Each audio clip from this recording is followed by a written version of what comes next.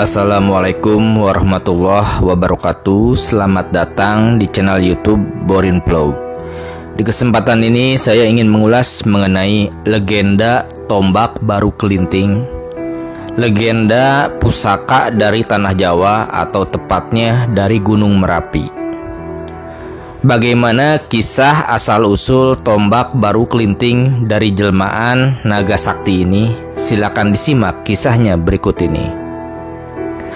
Legenda ini berasal dari desa Mangiran, desa yang terletak di wilayah Kabupaten Bantul. Alkisah, di desa itu yang pada waktu itu disebut Kademangan Mangiran, ada seorang tokoh yang dikenal dengan nama Ki Ageng Mangir Wonoboyo. Kalau kita melihat peta, akan nampak bahwa desa Mangiran berbatasan dengan kota gede sekarang dikenal dengan kerajinan peraknya. Pada waktu itu adalah sebuah kadipaten baru, yaitu Mataram. Sebelum Kadipaten Mataram dibangun, di sana dikenal sebagai hutan Mentauk. Hutan itu dikuasai oleh Ki Pemanahan, salah seorang panglima perang kerajaan Pajang, yang mendapatkan hutan itu atas jasanya membunuh Arya Penangsang, seorang adipati yang memberontak terhadap Sultan Adiwijaya, penguasa tertinggi di kerajaan atau Kesultanan Pajang. Akan tetapi, akhirnya yang berkuasa di Kadipaten Mataram adalah Sutawijaya, sebab sesungguhnya ia yang berhasil membunuh Penangsang dengan senjata sakti, yaitu tombak Kiai Pleret. Sutawijaya itulah yang kemudian kita kenal dengan gelar Panembahan Senopati. Ki Ageng Mangir Wonoboyo menolak menyembah Panembahan Senopati, sebab desa Mangiran yang sekarang dikenal dengan Kabupaten Bantul itu pada waktu itu adalah wilayah perdikan, yang artinya tanah merdeka. Karena itu, layaklah jika Ki Ageng Mangir Wonoboyo menolak untuk memberikan upeti kepada Senopati. Dikisahkan selanjutnya, Ki Ageng Mangir Wonoboyo memiliki sebilah pisau, sederhana bentuknya, tidak terlalu besar ukurannya, mirip sebilah pisau dapur. Namun sesungguhnya di dalam pisau itu terkandung kekuatan yang luar biasa. Oleh karena itu, tatkala seorang warga desa yang bernama Sarinem, masih perawan, cantik, dan elok parasnya, datang bertandang ke Kademangan untuk meminjam pisau tersebut, Ki Ageng Wonoboyo tidak segera memberikannya. Setelah Sarinem menjelaskan bahwa ia memerlukan pisau itu untuk menyiapkan upacara bersih desa, permintaan itu diluluskannya dengan catatan agar berhati-hati. Pisau itu tidak boleh diletakkan di pangkuan seorang perawan, lebih-lebih yang begitu menarik bentuk tubuhnya. Sarinem bersedia memenuhi syarat tersebut dan segera meninggalkan Kademangan setelah mendapatkan pisau yang diperlukannya. Seperti biasanya, pada saat ada upacara bersih desa, semua penduduk datang berkumpul memasak makanan dan menyiapkan pembungkus makanan tersebut, baik dari daun pisang maupun daun pohon jati. Mereka yang berusia lanjut berkumpul sendiri, para perawan demikian pula. Sambil bekerja, para perawan bercandaria, tertawa-tawa, dan membicarakan sejumlah pemuda. Sarinem mengganggu Wirati yang dikatakan sebagai perawan paling menarik di kalangan pemuda. Tetapi Darijah menegaskan bahwa justru Sarinemlah yang menjadi bunga pembicaraan setiap perjaka. Perawan-perawan lainnya menyokong pendapat Darijah sambil menunjukkan beberapa bukti. Misalnya tatkala beberapa prajurit muda dari Kadipaten Mataram bertandang di dusun itu, maka merahlah muka Sarinem sambil tersipu. Walaupun diceritakan bahwa hari itu sejuk udaranya karena selesai hujan, tubuh Sarinem terasa panas. Di bawah lengannya terasa basah. Saat-saat demikian, wajah Sarinem bertambah cantik karena ada gairah dalam hatinya. Tanpa disengaja, pisau sakti diletakkannya di pangkuannya, dan seketika pun lenyap. Ternyata secara aneh pisau itu masuk ke dalam perut Sarinem. Mengetahui bahwa pisau sakti milik Ki Ageng Mangir Wonoboyo lenyap, Sarinem pun sangat ketakutan. Yang dibayangkan tak lain, Ki Ageng Wonoboyo pasti akan marah sekali. Perlahan-lahan wajah Sarinem pun berubah semakin menjadi pucat dan akhirnya pingsan. Para perawan yang duduk di dekatnya segera menolongnya. Demikian pula orang-orang yang sedang bekerja menyiapkan upacara tersebut. Tatkala Ki Taliwangsa, ayah Sarinem, mengetahui peristiwa itu, segeralah ia melapor kepada Ki Ageng Mangir Wonoboyo. Dan aneh sekali, mendengar laporan itu, Ki Wonoboyo malah tersenyum. Kepada Ki Taliwangsa, Ki Ageng mengatakan agar ia sebagai ayah tidak usah cemas. Ia berjanji akan segera mengatasi persoalan tersebut. Lalu bagaimana caranya? Dikatakan dengan tenang oleh Ki Ageng bahwa saat sekarang Sarinem tengah mengandung. Untuk membersihkan aib karena perawan mengandung tanpa suami, Ki Ageng akan mengambilnya sebagai istri.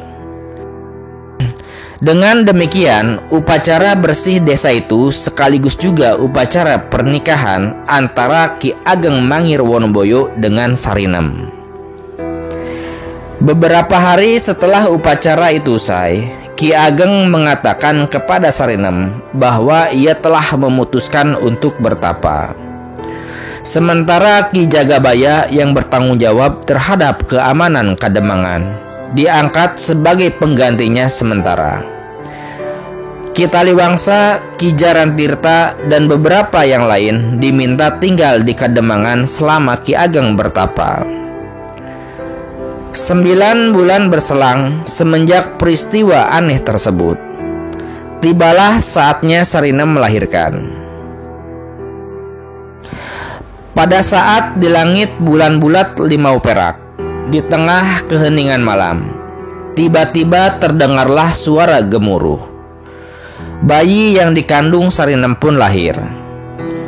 Ia bukan bayi dengan wujud manusia, tetapi seekor naga. Seluruh desa terhenyak. Para penduduk was-was. Ki Taliwangsa merasa terpukul. Bagaimana mungkin ia punya cucu dengan wujud seekor naga? Ia bertanya dalam hati, apa gerangan dosanya sehingga dewa menjatuhkan hukuman seberat itu kepadanya?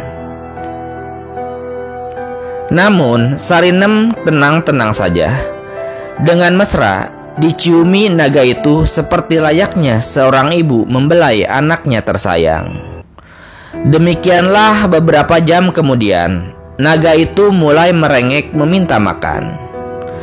Seekor ayam dilahapnya, kemudian beberapa ekor ikan dan juga telur ayam serta itik tanpa direbus.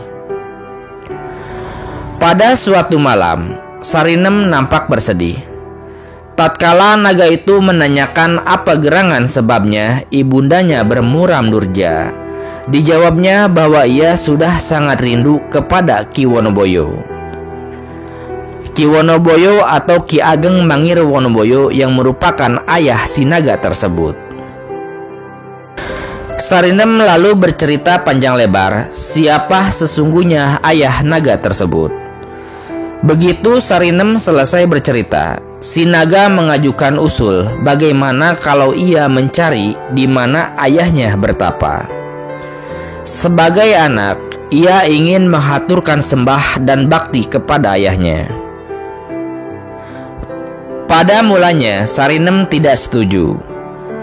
Namun setelah sang naga terus merengek, akhirnya permohonannya diluluskan. Hanya saja, naga harus mendapatkan nama sebelum pergi dan senantiasa berhati-hati di dalam perjalanannya. Malam itu, si naga memperoleh nama, yaitu Baru Klinting. Dan malam itu juga, karena didorong keinginan bisa segera bertemu ayahnya, Baru Klinting berangkat meninggalkan Kademangan Mangiran menuju Kaliprogo. Begitu tiba di pinggir Kaliprogo, Baru Klinting segera menceburkan diri ke dalam sungai. Seketika itu juga, ia berubah menjadi naga raksasa. Matanya bagaikan sepasang matahari dengan tubuh bersisik emas, taring sangat tajam, dan sepasang tanduk luar biasa runcing. Baru Klinting yang telah berubah itu mengeluarkan suara yang mengerikan. Penduduk pun bertanya-tanya, suara apa gerangan ini sehingga mampu mengguncangkan pepohonan dan membuat atap rumah dari rumbai berderak-derak. Bahkan ada beberapa pohon yang roboh berantakan.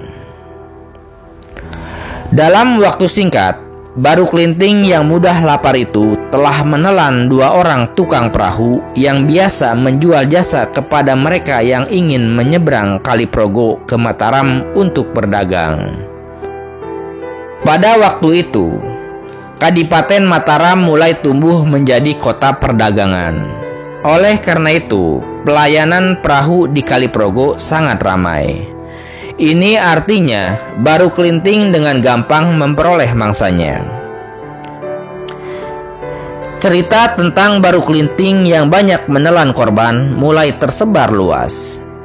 Kecemasan menguasai seluruh penduduk. Ki Ageng Mangir Wonoboyo pun segera mendengar bisik-bisik tersebut. Ki Ageng Mangir Wonoboyo dalam hatinya sudah menduga bahwa Baru Klinting itu pastilah bayi yang dikandung Sarinem. Jika benar, Baru Klinting adalah perubahan bentuk pisau dapur yang semula sederhana bentuknya yang merasuk ke dalam perut perawan desa yang elok parasnya itu. Karena orang sudah tahu bahwa Sarinem adalah istri Ki Wonoboyo, orang pun akan mengatakan bahwa Baru Klinting adalah putra Wonoboyo. Dan sekarang Baru Klinting membuat ulah. Tidak hanya mengacau tetapi membunuh dan memakan manusia. Terbayang di benak Wonoboyo, jika ia tidak segera bertindak, pasukan Mataram dan bahkan Pajang akan datang menggempur anaknya sendiri. Wonoboyo sendiri akan ditangkap dan diadili di depan orang banyak sebagai gembongnya perusuh membuat rakyat sengsara. Pada suatu malam, ia pun keluar dari gua pertapaannya di lereng Gunung Merapi. Berjalan ke arah selatan mengikuti aliran Kaliprogo. Hingga akhirnya setelah 7 hari 7 malam perjalanan, akhirnya mereka pun dipertemukan. Baru Klinting kaget menghadapi manusia satu ini. Karena ketenangannya, penampilannya biasa, tutur katanya sederhana, tetapi memiliki daya tarik yang aneh. Oleh karena itu, betapapun laparnya Baru Klinting berusaha menahan dirinya. Sorot mata Ki Wonoboyo membuat Baru Klinting menunduk. Lalu, angin malam semilir memberitahu bahwa orang di depan itu adalah ayahnya. Baru Klinting pun bersujud. Akan tetapi, sujudnya ditolak oleh Wonoboyo. Dikatakan olehnya bahwa selama ini Baru Klinting telah menimbulkan malapetaka. Artinya, kehadirannya di dunia gagal sebagai putra seorang yang bercita-cita menegakkan perdamaian dan kedamaian serta ketentraman di bumi ini. Oleh karena itu, jika Baru Klinting memang ingin menunjukkan bakti kepada ayahnya, ia harus menebus dosa terlebih dahulu. Baru Klinting diperintahkan agar melingkari perut Gunung Merapi. Jika panjang tubuh Baru Klinting mampu mengelilingi perut gunung itu, barulah sujudnya diterima. Ujian itu pun dimulai. Baru Klinting melingkari Gunung Merapi. Namun, perut gunung itu memang besar sehingga Baru Klinting harus merentangkan tubuhnya agar ujung moncongnya dapat menyentuh ekornya. Inilah tuntutannya. Ketika tinggal 1 meter usaha itu hampir tercapai, Baru Klinting mulai putus asa. Jika ia memaksakan rentangannya, tubuhnya akan putus. Tanpa meminta izin terlebih dahulu, lidah Baru Klinting menjulur keluar. Tepat saat itu, Ki Ageng Mangir Wonoboyo menghantamkan tangannya yang sakti. Baru Klinting menjerit, lidahnya putus dan berubah menjadi ujung tombak. Kepala, tubuh, dan ekor si naga berubah menjadi sebatang kayu, sejenis kayu pohon baru atau waru. Ki Wonoboyo pun segera memungut ujung tombak itu dan kayu yang tergeletak segera dipasangkannya. Malam itu, Ki Ageng Mangir Wonoboyo memperoleh senjata ampuh dengan nama Tombak Baru Klinting. Konon, tombak itu hampir sama saktinya dengan Kiai Plered yang disimpan di Mataram. Tatkala tombak itu dibawa pulang oleh Ki Ageng ke Kademangan, dalam perjalanannya ia merasakan ada angin malam bersemilir. Lalu terdengar suara yang mengatakan, "Aku akan setia kepadamu." Suara siapakah itu? Tak lain adalah suara naga Baru Klinting. Si naga telah menemukan bentuknya yang pas untuk berbakti menjaga keselamatan dan keamanan Kademangan dan seluruh rakyatnya. Bentuk sebagai tombak. Adapun tentang Sarinem ibunya, pada mulanya memang sedih. Akan tetapi, setelah dipikir-pikir panjang, dapat menerima keadaan tersebut. Kesedihannya hilang perlahan-lahan dan berubah menjadi rasa pengabdian tatkala wanita itu dilantik menjadi Nyi Ageng Mangir Wonoboyo. Nah, seperti itu legenda Tombak Baru Klinting atau asal-usul Tombak Baru Klinting, yang juga ternyata adalah wujud dari seekor naga. Ini juga terkait dengan legenda yang ada di wilayah Gunung Merapi. Terima kasih sudah menyimak kisah ini di channel YouTube Borinprog. Silakan simak kisah legenda, cerita rakyat, dongeng, ataupun sejarah yang tersedia di channel ini. Terima kasih atas perhatiannya. Assalamualaikum warahmatullahi wabarakatuh.